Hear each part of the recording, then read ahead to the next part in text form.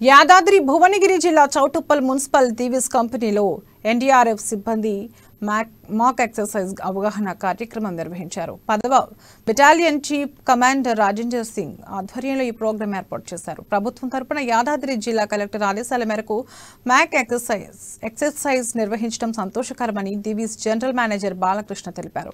ప్రమాదాలు సంభవిస్తే ఎలా సురక్షితంగా బయటపడాలనే అంశాలపై అవగాహన కల్పించడం మంచి విషయమని అభినందించారు.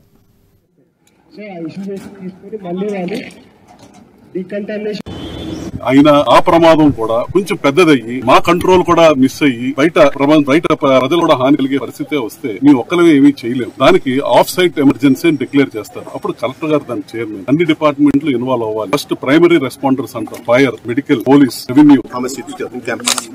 Order of Government of India and the order of Collector Yadagiri Phunegiri. They chosen the Divis lab and the attendant DRF then mock exercise on CBR and exercise.